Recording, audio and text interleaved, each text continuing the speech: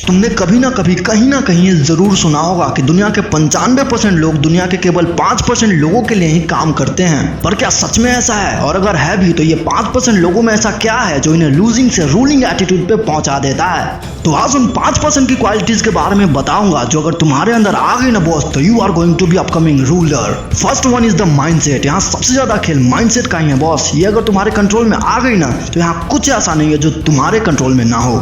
Warren Buffett, जो इस सदी के सबसे महान इन्वेस्टर के नाम से जाने जाते हैं, एक बार वॉरेन बफेट ने अपने दोस्तों से कहा कि अगर मैं 30 की उम्र तक अरबपति नहीं बना तो बिल्डिंग से कूद कर सुसाइड कर लूंगा। और मजे की बात पता है क्या है? वॉरेन बफेट कहते हैं कि I never even thought about suicide if I not completed my mission because I know that the only thought in my mind is that how to become a billionaire before 30 and I know that I will be the billionaire and that's called the ruling confidence and ruling mindset। उनके दिमाग में suicide का ख्याल आया ही नहीं क्योंकि उनका दिमाग तो अरबपति बनने में व्यस्त था।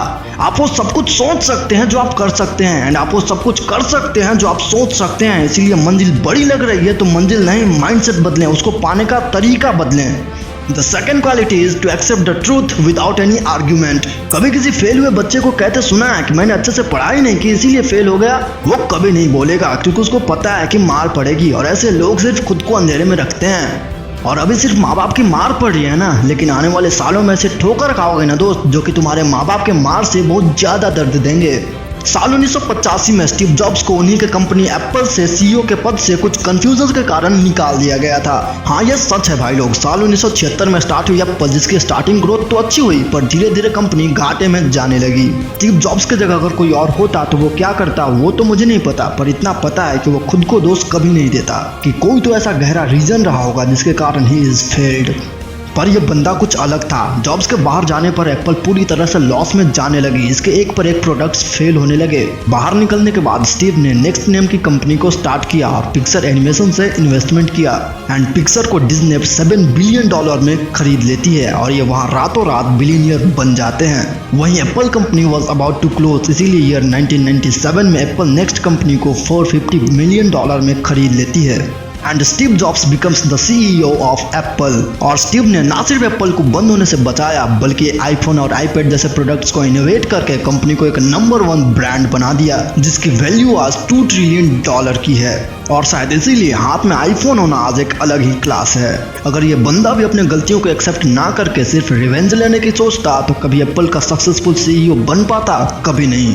इसीलिए जो चल रहा है उसको एक्सेप्ट करो, उससे आर्ग्यू करने के बजाय तुम कहाँ चूक गए उस पर काम करो। अब बात करते हैं थर्ड क्वालिटी की एंड दैट इज डिटर्मिनेशन। आज करोड़ों लोग खास करके स्टूडेंट के साथ ऐसा हो रहा है कि लाइफ अपनी और कंट्रोल कोई और कर रहा है। मतलब किसी ने कह दिया कि बेटा तू ये क्या कर रहा है, पढ़ाई कर, स्टार्टअप बिजनेस में दिमाग मत लगा, जिंदगी खराब हो जाएगी। यार चलो मान लिया कि अंकल सही बोल रहे हैं, लेकिन सिर्फ अंकल ही सही बोल रहे हैं ये तो जरूरी नहीं। तुम जो कर रहे हो उस पर डिटरमिन्ड रहो और तुम्हारे हर एक काम की एक वजह होनी चाहिए, क्योंकि बिना कारण इस दुनिया में कुछ नहीं होता माय डियर। कोई कुछ बोल रहा है तो बोलने दो। तुम क्या कर रहे हो और क्यों कर रहे हो ये सिर्फ तुम्हें पता है और किसी को नहीं। एक 22 साल का लड़का जो अपनी पूरी एमबीए की पढ़ाई छोड़कर चाय बेचने में लग जाता है। आप तो समझ ही गए होंगे मैं किसके बारे में बात कर रहा हूँ। Yes, I am talking about none other than Prafull Billore, India's most loved MBA chai wala के फाउंडर। और कहते हैं ना कि कहने में और करने में बहुत फर्क होता है। प्रफुल्ल भाई ने अपनी पूरी पढ़ाई ड्रॉप कर दी, अपनी कॉलेज ड्रॉप कर दिया और लगा दिया एक चाय का ठेला। घर वालों से सुनने को मिला, रिश्तेदारों से सुनने को मिला, लोगों से सुनने को मिला कि अब इसका दिमाग खराब हो चुका है। यहाँ अगर कोई दूसरा होता तो वही ये सब देखकर ये सोचने में मजबूर हो जाता कि लोग ही सही है और मैं गलत। मतलब खुद के लिए एक्शन पे खुद ही भरोसा नहीं है तो दुनिया क्या घंटा भरोसा करेगी तुम पे। पर अपने प्रफुल्ल भाई कुछ अलग हैं। उन्होंने रिप्लाई देने से ज्यादा एक्सेप्ट करना पसंद किया, क्योंकि अंदर एक डिटर्मिनेशन है और आप क्या कर रहे हैं, क्यों कर रहे हैं, इसका रिजल्ट क्या होगा ये सिर्फ आप जानते हैं। और ये बंदा इसको बखूबी समझता था।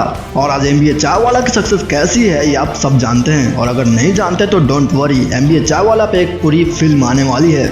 तो दोस्तों सक्सेसफुल बनने की ये 3 क्वालिटीज आपको कैसी लगी कमेंट में जरूर बताना। और इसकी एक पूरी सीरीज हम लेके आने वाले हैं जिसमें मैं आपको हर सक्सेसफुल पर्सन की हर क्वालिटीज के बारे में बताऊंगा। जरूरी नहीं कि हर बंदे के अंदर हर क्वालिटीज हो, कोई शुरू से सीख के नहीं आता दोस्त, लेकिन वक्त के साथ सीख ही जाता है। वीडियो पसंद आया तो इसे लाइक करके अपने दोस्तों के साथ भी जरूर शेयर करना और ऐसे ही मोटिवेट होते रहने के लिए अपने चैनल को सब्सक्राइब भी कर लेना। और अगर तुझमें है learning attitude so welcome to the list of successful person. मैं हूं Badal, a little part of the victory motivator. मिलते हैं अगले वीडियो में, तब तक के लिए स्टे मोटिवेटेड।